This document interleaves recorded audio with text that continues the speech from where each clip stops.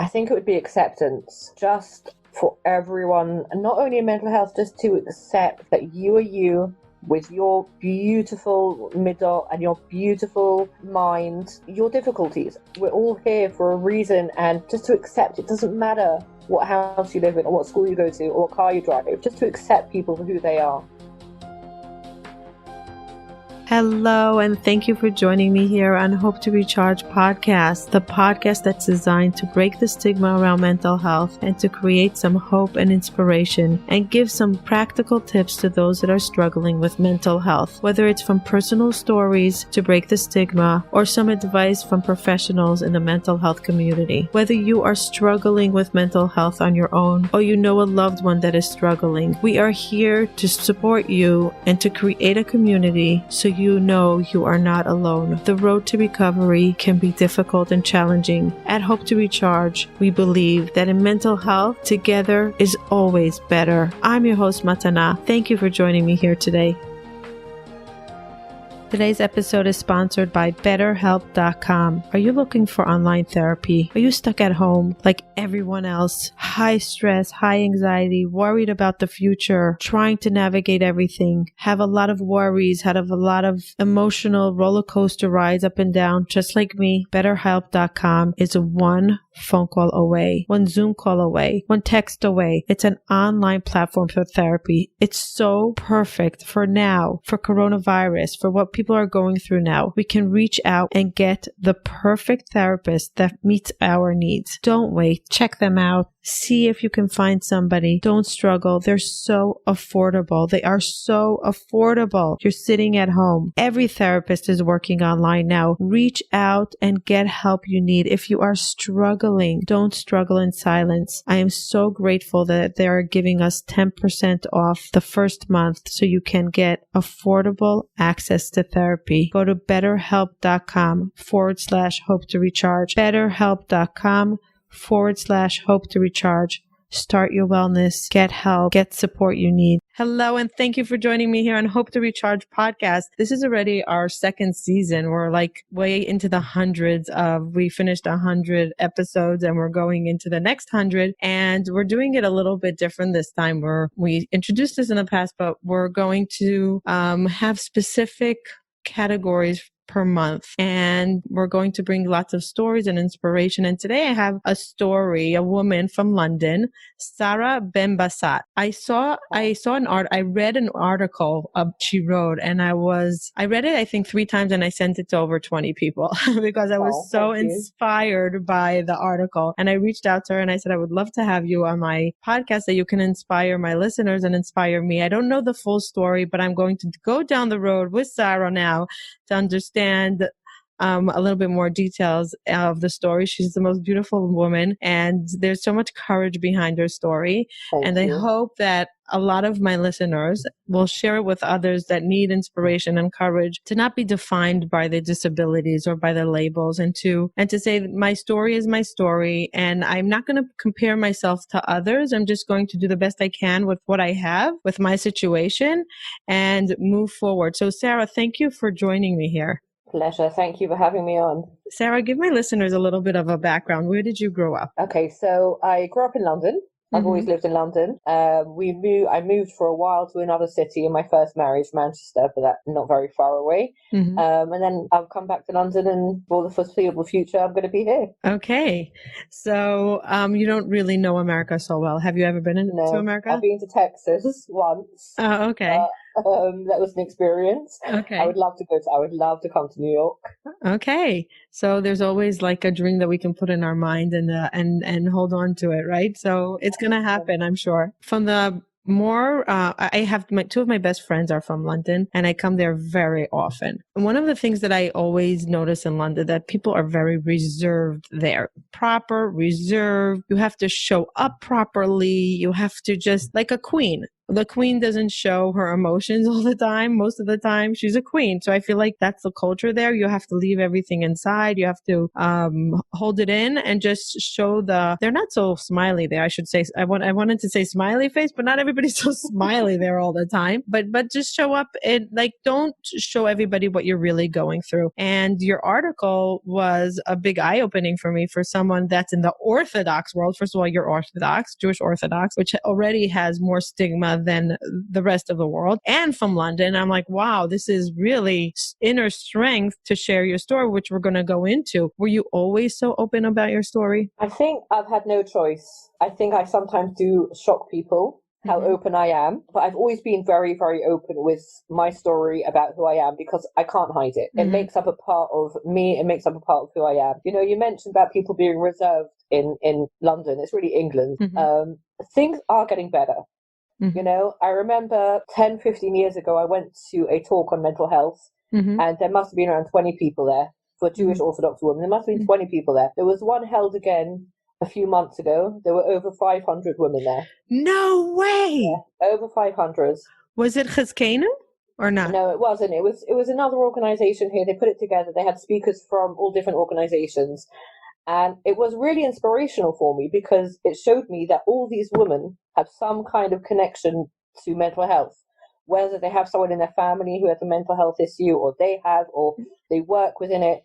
People have become so much more open. I'm not saying that we're there yet. You know, I don't think we're like the USA yet, or Israel even, but we are getting there. But saying all that, I do sometimes find that people are a bit like, whoa, okay, stop. Too much information. Too much information. Yeah. Yeah. There's a discomfort with hearing someone so vulnerable when they're not used to people being so open and vulnerable, because they don't even know how to respond. They don't know what to say. They don't know if they should be your friend anymore. They don't know if they want to know. Like, let me not know, because it's much nicer to know you when you're without labels and just who you are on the outside. 100%. And I think, you know, it's that old story. People are very worried about shidduchim. They're very worried about what people will say, about school places. But I think what my dream would be is that people realize that everyone in a family, an extended family, somebody will have a mental health issue. Right. It's not a matter of do they, it's a matter of how are they with it. Right. So there's no point keeping it a secret. Right. You know, there's no point lying about it when it comes to these shidduchim or these schools. There's no point. I just want to elaborate. Shidduchim are matchmaking in the Orthodox community we're just going to use more English words for people that are not familiar with the Hebrew world. When kids get to the age of being married off, there's matchmaking, and there's a lot of stigma around mental illness, who we should be matched up with if we have mental illness or mental health issues. Yeah. Yeah. And you know, there's as I say, it is getting better, but there's still a long way to go. I agree. And I think the more we deal with it, the more we realize that it's better to speak about it and deal with it. And you come longer in life and further in life in a healthier manner than hiding it, because hiding it never works out. It just doesn't work out. You get less help, less support. And then you're around the wrong people that are not seeing you for who you are, and they're not accepting you for who you are. So you're always struggling in not being who you are. And that's a very big difficulty, especially with marriage and stuff like that. Like, you need to be open on who you are or who your family members are, not be ashamed of it. I agree. And when we get the help, I find that people with mental illness that get help are so much more adaptive to the world and struggles that come on with life, because they're constantly working on themselves, and they're more open-minded, and they're more accepting and loving and kind. There's just something that I say, it's the gift for the mental health world, the mental illness world, that when we learn to deal with it, we're gifted this extra knowledge and awareness to help others and to be more, enjoy life in a different way, and just be in life in a different way. That is just the way it is after we get help. It's just the way it is. Yeah, I feel that if a person denies it to themselves or to others, they're going to get a lot worse. All the times I've been in hospital, there have been many other Jewish people there. religious people, non-religious people, it doesn't matter. But the people in my community who I am aware that they have a mental health issue, when it's been hidden, when it's not been talked about, for myself as well, before I kind of accepted or got diagnosed with my bipolar, I always thought there was something wrong with me. I'm not a normal person. I'm oversensitive. I'm crazy. All these negative words. And, we do talk about labels, but sometimes having that diagnosis can really help. And it can really help you accept who you are. And it takes a long time.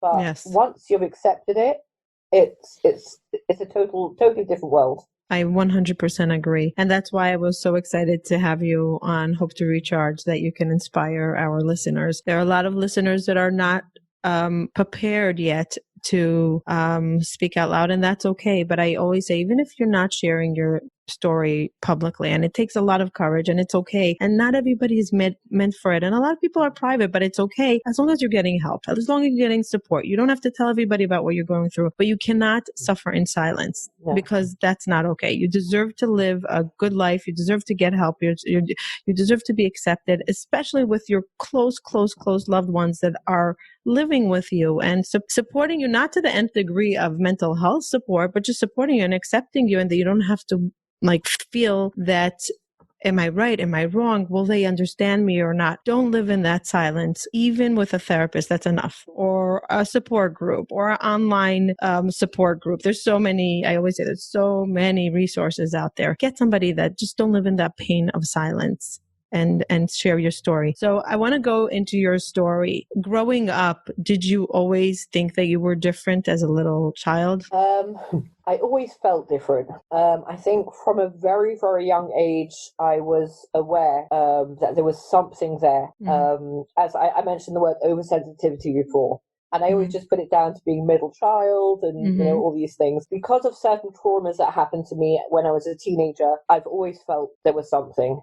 And I've always known, and it just kind of spiraled as I got older. What was your first real wake up to say, okay, I need to get help. I need to see what's going on with me? Where did that meet you in life? It's uncomfortable to talk about. It was in my first marriage. It was literally 2 weeks after I got married.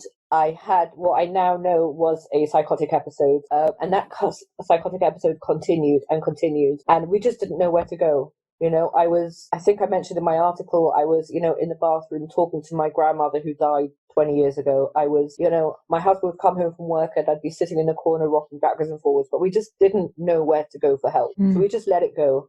And then as the years progressed until my divorce, I had episodes. But again, we just did, the word mental illness or mental health wasn't, or this was 20 years ago, it wasn't common then. It wasn't around. We didn't know where to go. And it was only after my divorce and I had, after that, a massive psychotic episode and I was admitted to hospital, then I kind of got the diagnosis and it went on from there. You didn't have any friends or family that you can discuss and they'll say, listen, what you're going through is you're having you might be bipolar or have a psychosis episode, like a manic episode, what this is manic. There was no one that understood it, or you lived in secrecy with your husband and no one knew about it? I think it was obvious to certain people in my family, for example, that there was something different about me. But I don't think it was so much that we tried to keep it secret. It's just we didn't know what it was. It was scary for us. No, everyone else around me seemed fine. So it wasn't a matter of friends or family. I have a very large, very close family. I had friends, but it just wasn't spoken about. It was a secret thing. Once we closed our front door to the world, that's who I became sometimes, and we just didn't know. We just didn't know. It wasn't a conscious decision to keep it a secret. So what happened when you had an episode and you're rocking back and forth? How long did these things last? Then they only used to last for a few hours. Now looking back, I can see it was when I was stressed out or when I was feeling fragile. But then, thankfully, they only used to last for a few hours. That's why I was able to kind of let them go.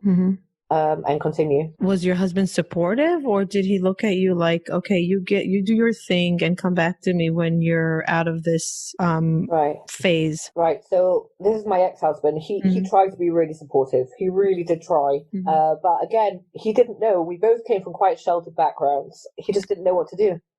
We did speak to a rabbi at the time who was also I think he was a psychiatrist, or or a therapist. And he did at one point suggest going on medication, but that didn't happen because at the time, the stigma of taking that kind of medication. So how many years were you married to your first husband? I was married to him for about 6, 7. Do you think part of the mental illness was what drove you apart from each other and a need to separate? There was a lot of issues. I think it was kind of a spiral.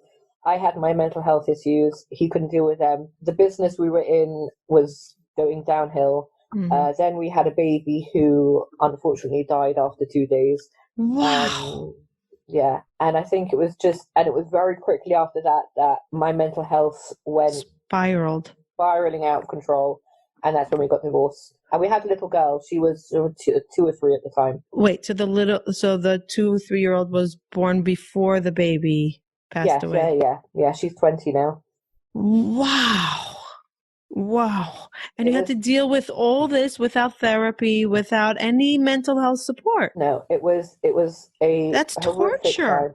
It was horrific. That's awful torture. How did you get up in the morning? How did you get dressed? How did you look at your other daughter? Like, how did you function? I wasn't functioning.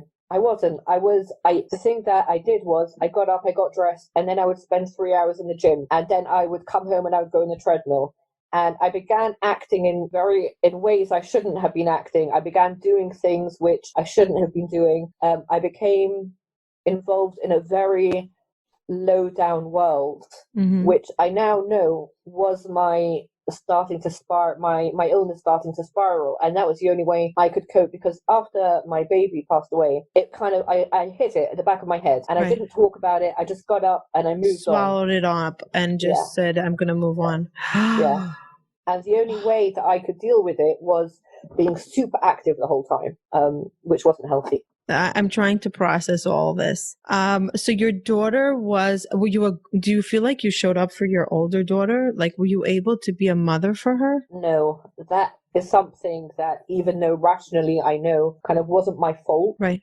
It's something I would always hold guilt for, because very long, complicated story, but she ended up, when I came back to London after being divorced and my very severe psychotic episodes, I was in hospital for pretty much 9 months. And during that time, she lived with my mother. Then she went to live with my sister-in-law for a few years, because I wasn't functioning even after I came out of hospital. And then she went to live with her father. And because of that, now she's in a great place now, but she does have her difficulties. Is she in touch with you? Yes. As the years have gone on, we've gotten closer and closer, and it's been easier and easier. Like, now she can manage to come down to see me from where she lives, and we speak on the phone and we write and email. It's good now.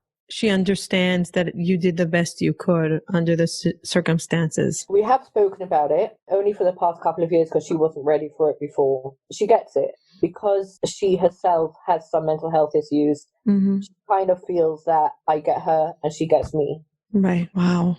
Wow. So then you get divorced. You explain to me why you feel like going to the gym and working out and finding patterns to deal with your emotions was negative. Like, I'm looking at it as something like heroic. Wow, she lost a baby. She got divorced. Instead of sitting in bed and crying and over medicating or finding something to just take as a painkiller, she's actually doing good things for her body to let out the anxiety, the pain. Why do you see it as a negative thing? It would have been more healthy at that time for me to be lying in bed crying and being medicated, because crying, you're breathing. What I was doing was I was denying. I was in major denial, and my whole thought process was about looking good and feeling good about myself. And the only way to feel good about myself, because I blamed myself for the loss of my child at the time, and I knew that I wasn't being present for my daughter or my husband, and the only way I could feel good about myself was by looking good. And I became very, very, very thin, unhealthily thin, and you can see I'm making up for it now. And you were obsessed with your weight, with your looks, with your showing up and being okay, and okay. Yeah, it wasn't a healthy thing at all. Why do you blame yourself for the death of your baby? I don't anymore. At that time I did, because I felt at that time that I wasn't a good wife, I wasn't a good person, I wasn't a good mother, it was just something else to blame myself. But it was irrational. It's not because you Yeah. neglected the baby when you had a Not manic at all. episode. Nothing. Not at all. Not at all. It was a healthy pregnancy until the baby was born. I caught an infection, which then went over to the baby. So I think part of it was that. Again, this infection is called listeria. You know, if a person has listeria who is not pregnant, it feels like you have the flu. Mm-hmm. But when a person is pregnant, it goes over to the baby and it causes the baby to be born. So at that time, it was a lot of self-blame. Awful feeling. How did you get rid of that blame? That's like huge. I think that's like a huge healing moment in somebody's life. It took years. It took years and years and years after my stay in hospital with therapy. I have to say, therapy for me has saved my life. Mm-hmm. I couldn't be without it. And, you know, I know in America, therapy is a big thing. Everyone has therapy. Yeah. But here, it's still a bit... Stigma. You know, There's still a stigma. Yeah. When I stopped blaming myself was when I was able to go after 8 years. It took me 8 years to find out where my baby was buried. Because in Jewish law, they don't... If a baby's under a certain age at that time, you weren't told where the baby was buried. So it took me 8 years of searching to find where he was born. No one would tell you? You asked and they wouldn't tell you? For 8 years. That's awful. That's like awful. I think the whole way that my baby's death was handled with the Chevra, Katisha, when they took a baby, that contributed massively to my mental health issues. When I found out where the baby was buried, and I went... How did you find out? Eventually, after many, many, many years of searching, I spoke to one person who said to me, listen, the guy who buried the baby is not alive anymore, but I will do my best. And he came back to me and he said to me, this is where your baby's buried. It was so simple. After 8 years, I just got it. Was it in your local community somewhere? It was where I lived when I was married. So I traveled up there. I went to the hospital where he was born because a lot of it was kind of repressed. I didn't remember a lot of it. Right. I was given his note. I saw the intensive care where he was, and I remember. Is it hard for you? If it's hard for you to talk about it, we don't have to talk about it. We really don't have to. It's fine. So I just had to take a deep breath. I remember I sat in their garden of remembrance there, and I really cried for the first time. And then I just felt, you never get over it. You know, time is a great healer. The grief is always there somewhere. Right. But it was closure. Sitting there, it was closure. Did you ask for forgiveness? I didn't feel... I felt blessed. I felt blessed that I carried him at that point. It took me, as I say, 8 years. But at that time, because then I didn't blame myself anymore. I didn't need to ask him forgiveness. I just was... You just thankful. had to say goodbye I had to say goodbye. Yeah. And I was grateful that I got to carry my angel baby for 8 months. Wow, what a powerful story of healing. That to me, that's incredible. When was your big psychosis episode after the birth? How much afterwards did it happen that you went into the hospital for 9 months? Right. So it took a long time because after the birth we carried on. I was still married until one day I got it into my head that I didn't want to be married anymore, and my divorce happened very quickly. And it was a few months after I came home to my parents' house in London with my little girl. I was training for a cycling event, and I was cycling past a cemetery. And just like that, my brain went, and I went into a massive psychotic episode. And then that got worse and worse and worse until I was hospitalized. So your parents sent you to the hospital? So my mother knew something was wrong. And we were very lucky to have a child psychiatrist, a religious woman living next door to us. And my mother invited her on Friday night to visit with her, but to kind of see what was going on with me. And she could see straight away. So after Shabbat, she basically told me, listen, you're going to the hospital. You can either come willingly or you can go in the ambulance. And I remember so clearly, I took my little girl and I took her to my sister-in-law and I said, do me a favor, look after her for me for a bit. And she did. And she did. How old was she? She was 3. Wow. And in my sister-in-law's mind, it was like, I'm going out for an hour, I'll be back. And she ended up living with my sister-in-law for 3 years. Wow. Yeah, or 4 years. Talk about gratitude to your sister-in-law. 100%. Wow. 100%. Wow. Was your mother supportive when you went to the hospital? Very. It was Yeah. very, very hard for her. It was extremely hard. You know, my father became unwell during that time. He had a brain hemorrhage and he was in a wheelchair. And again, it was uncharted territory for everyone in my family, Right. you know. But my mother really tried her best. As I say, it was really hard. And I think it was also a lot of because, as we were saying before, we live in that kind of community where it's not spoken about. And I think she struggled with that. But she was amazing, and she's always been amazing, and she will continue to be amazing. Amazing. I love that you're saying that. It gives me so much joy in my heart to hear that. When you went in, were you able to see your parents? Were you able to have visitors, or until you were released, you're not allowed to have visitors? You can have visitors, but people did find it hard to visit me because I wasn't myself. I was talking, you know, I was high.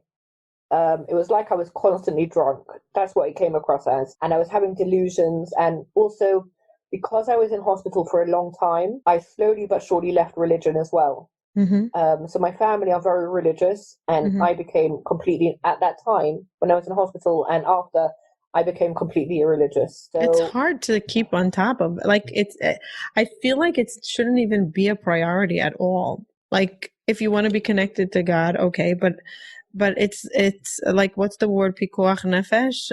Like, really, you have to save your life and whatever it is, and to deal with what you were going through. You needed your whole being to just focus on your healing. Yeah. No external to-do list or non-to-do list. You're 100% right. But I have to say, when I was in the hospital, it's kind of a birds of a feather kind of thing, you know, flock together. That the Jewish people in the hospital did tend to kind of flock together. And it didn't matter whether someone was religious or not. Just like Friday night, we would sing all the Shabbat songs.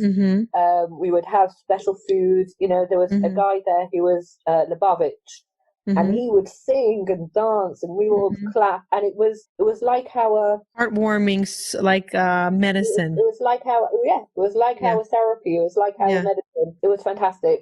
And just having those Jewish people there kept me connected to some extent. But for my family, when I, for example, started wearing what you call pants, what we call trousers, right, and you know, when I took off my hair covering, etc., it was understandably very, very hard for them.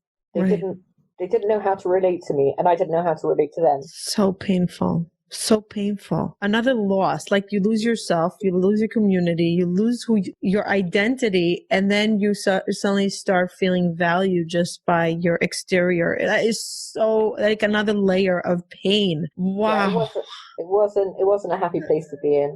You know, it really wasn't. Did they medicate you a lot? Yeah, as far as I don't remember which medication I was on. It was a long time ago, but I was very highly medicated. Did you ever think you'll come out and be okay? Did you have hope when you were there? Did you ever see yourself where you are now? You know, it's funny you ask that, because I was just saying to someone the other day, I never dreamt, because it's my 12th wedding anniversary tomorrow, and I was saying to my husband, I never dreamt when I looked Your second marriage.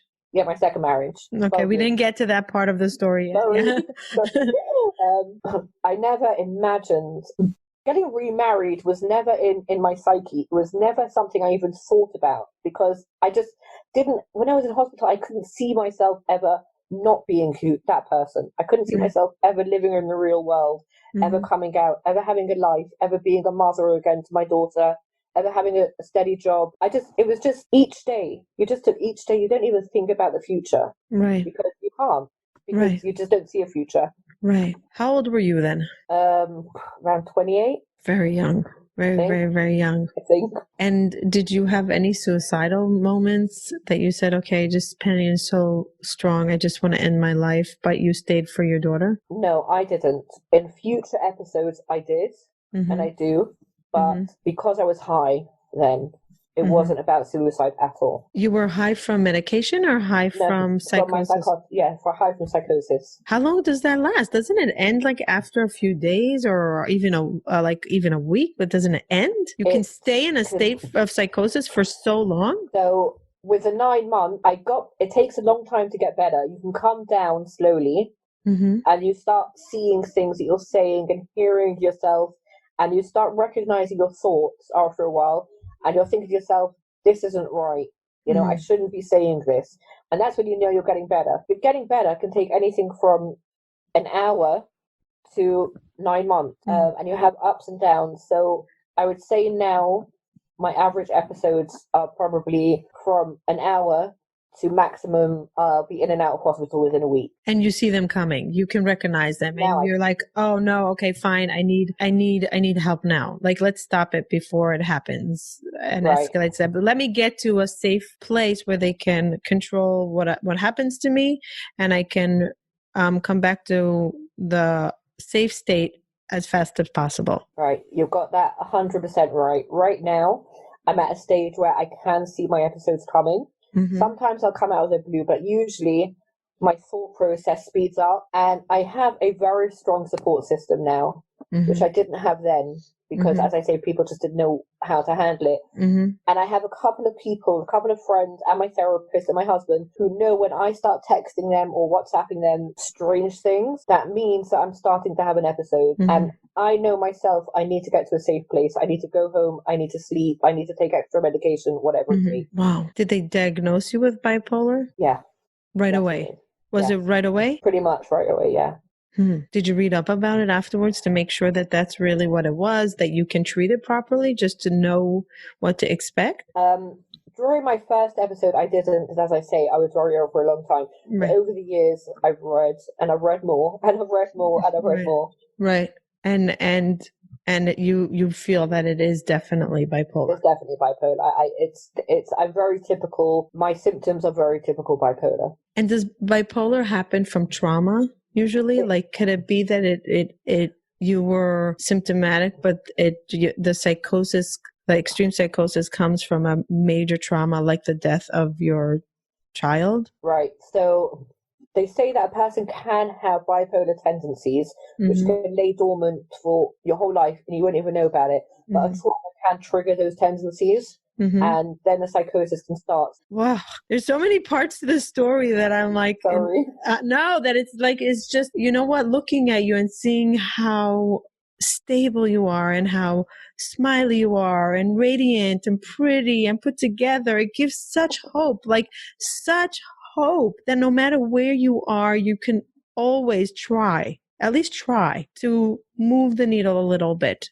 And for you, it took 9 months. I don't even know. I want to go to the next part of the story. What happened when you came out after 9 months? Did you see your daughter? I'm obsessing about the daughter a little bit, as you see, as a parent. Like, I want to know, what happened with the daughter? She's so young. Did she recognize you? Was she upset? Did she want to come to you? Or what happened? Oh, again, it's a lot of the memories in my mind are kind of muddled. Yes. Because I wasn't in a healthy state of being. Right.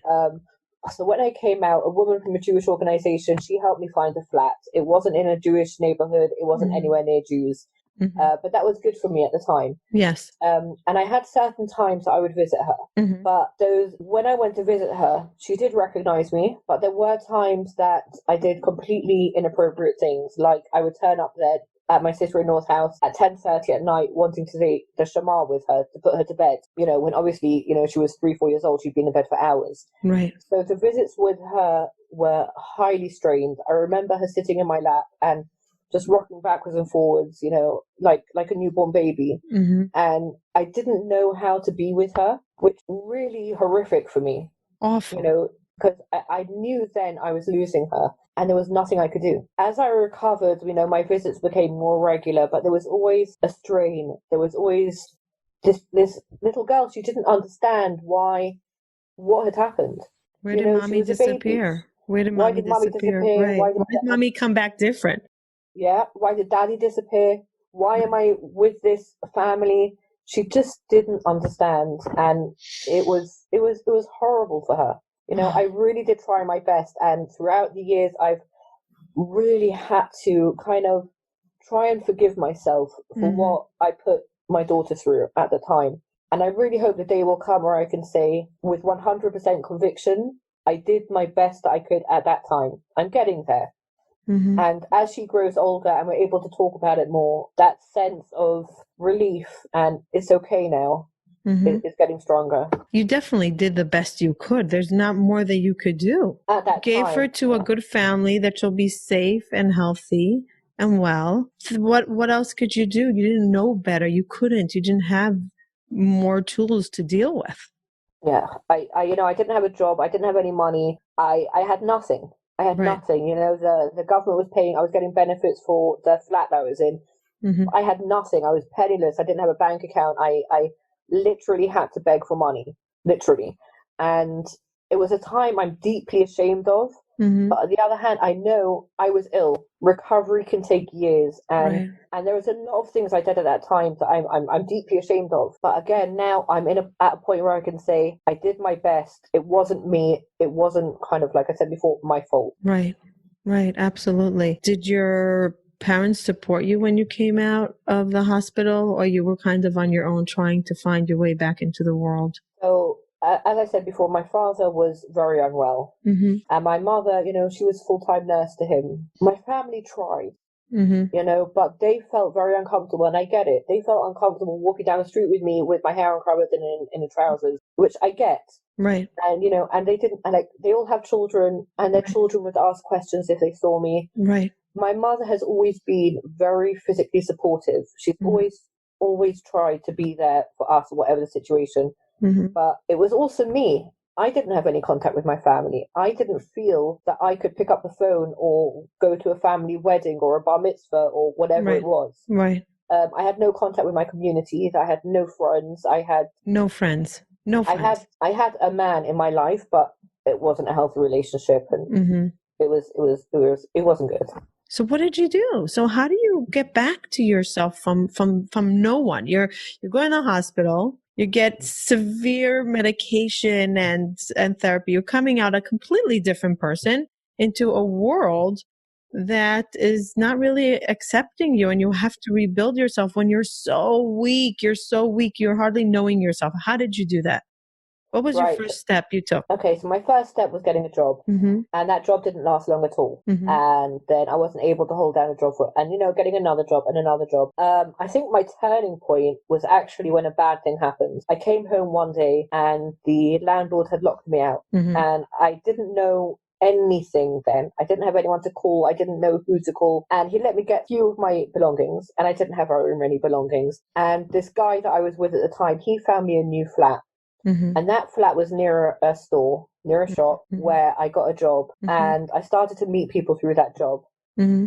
And I slowly became part of the community a little bit more. My closest friend to this time is a girl that I met in the hospital, a Jewish girl. And she started taking me to Friday night meals. And it was at one of those Friday night meals I met a lovely guy who I dated for a while. Mm-hmm. And he took me to more Friday night meals. And eventually at one of those Friday night meals, I met my husband. Oh my goodness. So you kind of feel like the Jewish community saved you. As much as they rejected you, they saved you, they nurtured you back. But, and I'm going to put in a big but, if not for that friend that knew you from the hospital, that understood what you were going through and didn't judge you and accepted you the way you are, if not for her, you would not be able to make it back in. Yeah, you're so perceptive. It's brilliant how you can just sum it all up. It's exactly correct. I didn't feel part of the community I'd grown up in at all.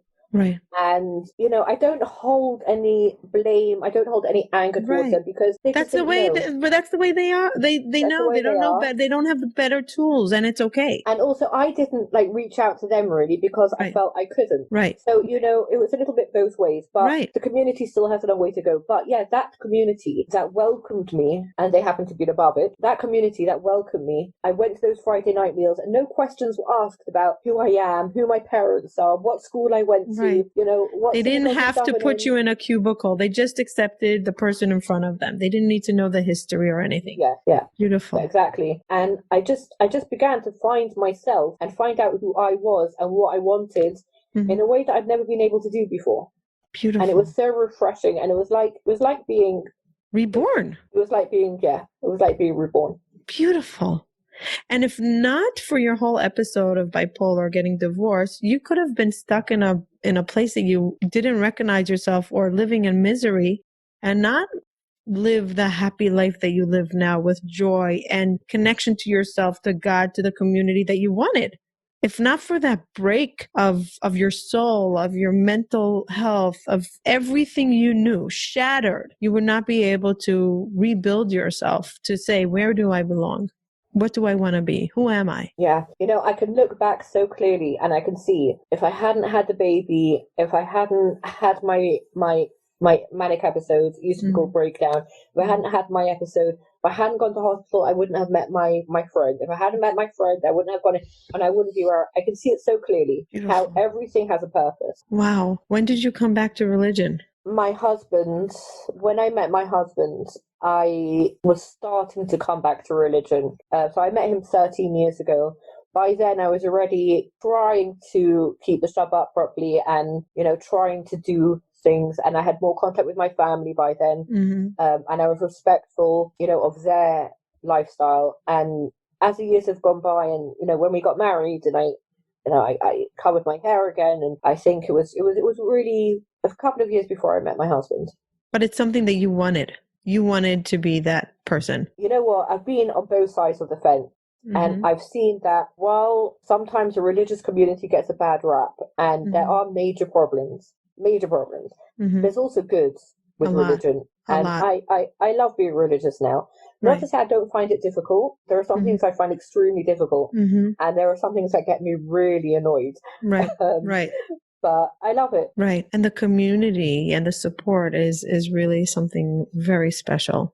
Really special. I know that the community really saved my life. And I don't know if I would say that if they weren't religious, they wouldn't. I don't know because I just don't know. I know from my experience that the community saved my life because I was open about it and I was looking for people that are also open about it. And I live in New York and people were talking about it more. It's a little bit different, but there is something special about a community. And I hear why it would be something attractive to come back to. Where was your daughter at that time? Did she come live back with you? Right. So again, God has his plans. It was exactly at the time that I went on my first date with my husband. I think it was the same day. I remember it so clearly. My sister-in-law took me out for coffee and she said to me, just so you know, your daughter's going to go and live with her dad. And I think if I hadn't been on my first date with my husband, with my now husband that night, I wouldn't have been able to cope with it alone. And it was really difficult. It was really, really hard. He was recently remarried and him and his wife, kudos. My daughter went to live with them and she was she had a lot of issues. She didn't know what had happened. She didn't understand it. She was sure that they were going to kind of throw her out after a few years. So she tested them and it wasn't easy for them. And it was very hard for me as well. Over the years, I've kind of been told, and I know I had to always do what was best for her. Amazing. I've had to do what was best for her because I had no choice. Wow. Your husband that you're married to now, he knew the whole way along what you went through and what you're all about and the package that comes with you. And he said, I accept you the way you are. Right. So I knew from the beginning, whenever I dated someone, I needed to tell them because it's such a big part of who I am.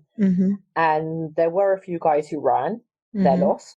And with my husband, it was a journey of telling him. And because he'd had his own journey, not with mental health at all, but with Judaism, and he came back to Judaism himself, and he had his own struggles, he was very accepting. And I said to him a few times, please phone my therapist with any concerns you might have. I gave her permission to talk to him, and he didn't want to. And he just accepted it. And he just, and he did see me when we were dating, having an episode once, and it was okay. Was he comforting when it happened? He didn't know what it was.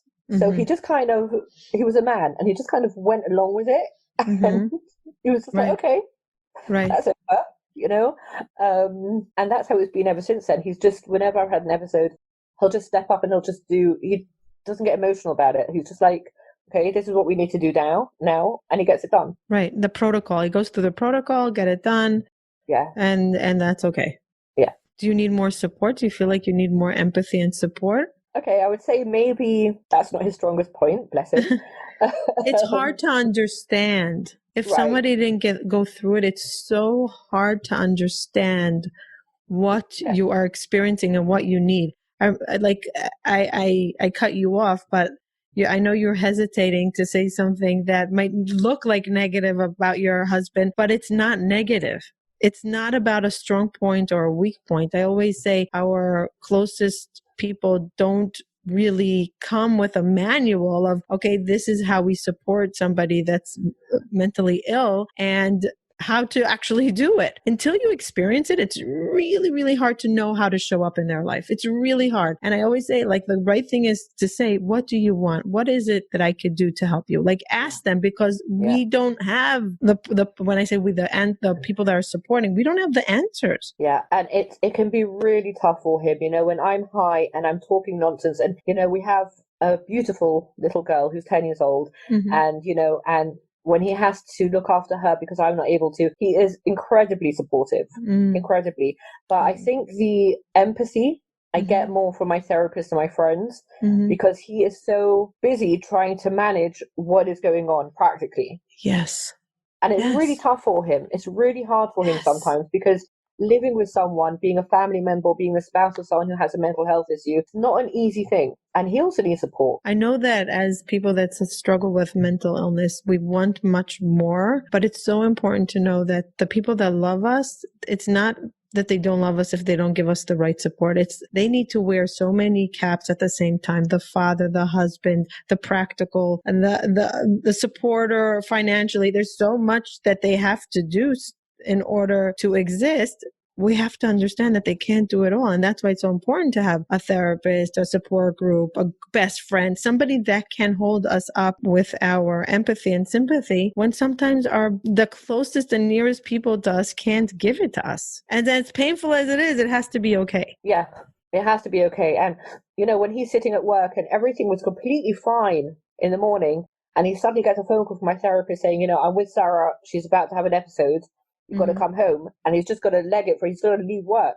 And, but now also I have support from my family. I'm not worried or concerned to tell my mother and my siblings I'm in hospital, or I'm not well, or I'm having an episode. So now there is so much more support out there. How often do you have an episode now? Usually around every 6 months, but thankfully now they're mainly controlled. In December I was in hospital for a week, but usually my episodes now only last for a few hours. Wow. And you don't even have to go to the hospital? In the last few years I've been to hospital twice, and when my 10-year-old was born I had quite a severe episode, and I think I was in hospital for a couple of weeks. But over the last few years it's only been twice or 3 times for a few days. Wow. Were you not afraid to get pregnant again? There's so much trauma behind pregnancy for you, especially bipolar. You have to be so stable in order to get pregnant and not have postpartum. You were not afraid of that? Right. So, I mean, my pregnancy, obviously, we've only had one child. I was concerned. My husband, he didn't have any children. So, our daughter is his only child. And she was really wanted. She was, and we did think about it, and we did speak about it, and that now my bipolar is so under control. If it needed that, I did have postpartum psychosis after her, and I was in a mother and baby unit with her for a couple of weeks. But that's why I couldn't have another child. I couldn't, it was easier for him in a way when I was with her in the unit.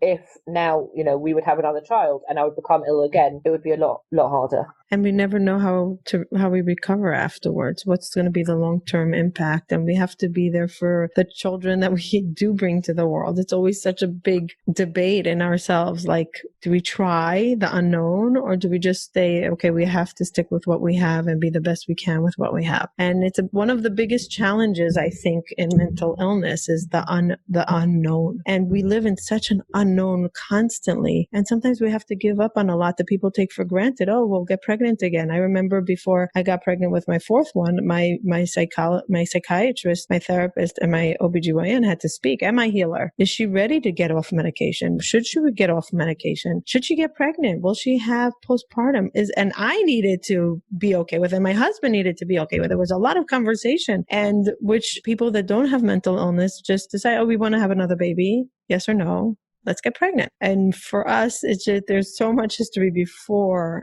and then after and during, and the fears. And it really takes a toll on so many avenues that people without mental illness don't have to approach. And I admire the fact that you were willing to try it out for the sake for your husband to have a child. And I also respect the fact that you said, okay, one is enough for now. I need to focus on on what we have in myself and our marriage and being the healthy Sarah I could be. Isn't easy, knowing that I'll never have another child, my daughter, she's very happy, thank God, and she's very confident, and she's also very sociable. So for her to be an only child is really difficult, especially now when she's not seeing any of her friends and she's just kind of got us to play with and, Zoom videos with her friends. So it can be very difficult having an only child. But on the other hand, for example, when she was born, I had to take extra medication because I had my postpartum psychosis. And I never got up for her in the night because because of the medication, I was asleep so heavily. I wouldn't even hear her. Wow. So, my husband is 10 years older than me. And so he got up for her every single night from when she was a baby until she eventually slept through the night, which was a long time. And, you have to look at every aspect. He wouldn't be able to do that again. Absolutely. And to function in life, to be able to go to work, to think clearly. Yes, I agree 100%. And there's so many aspects that have to be taken into account. And it's funny because I shouldn't say funny. It's interesting because every person that deals with bipolar, I find that this is one of their big avenues that they come across. Should we have more children? Can I have more children? Will I have more children? And there's such an inner debate constantly. But I think once they come to peace with it, there's a easier way with just living the now and acceptance. Yeah, 100%. I think once you accept it, I'm not saying you always have that feeling, I would love to give love. I would love to hold another baby. I would love to have another baby. But once you accept it, it's not going to happen. You're okay with it. And again, living in a community where most people do have more than one child. It's so hard.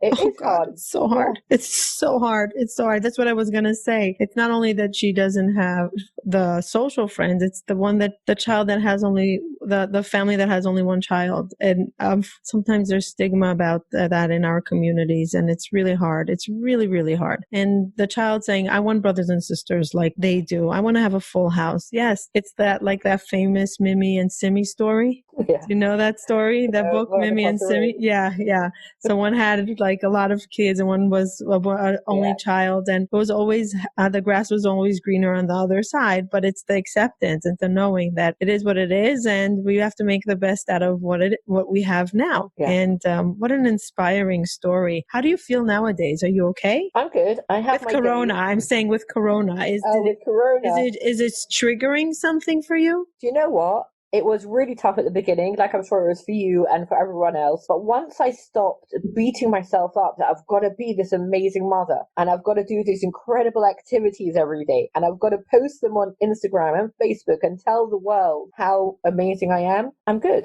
So you know what? If she's in front of the TV for too long, that's fine. If she only does 1 hour work, that's fine. And also for myself, it can really, a lot of people have bipolar, have health anxieties as well. And I have major health anxieties.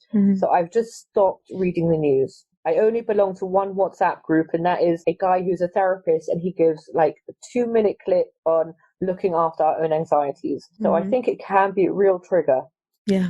Being locked up and just being indoors. But just to be able to look inside and say, I'm okay. We're doing the best. We're doing our best. It's all good.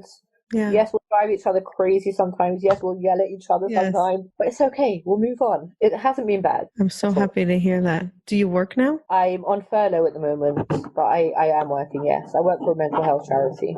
You do? Yes, I do. Which one? I love it. It's called Jamie. It's a Jewish mental health charity. Is it only in the UK? It is. It's not a huge organisation. I'm not like a social worker. I work at reception, but I love it because I'm greeting all the clients. I'm picking up the phone. I'm, hearing people's stories. I love my job. Phenomenal. What do? They give services? Right. So we have a hub. We have 3 centres. Each centre has a hub, which every day opens, and there's a kosher lunch, and there's different discussion groups, art therapy, drama, writing. They go on outings. We also have social workers, we have occupational therapists, we have benefit advisors, we have people help people get back into work. Yeah. Why do you say it's not big? It sounds huge. It's comparatively small. It sounds huge. Just think about how many humans they're impacting for the positive. Yeah. In that way, it's huge, yeah.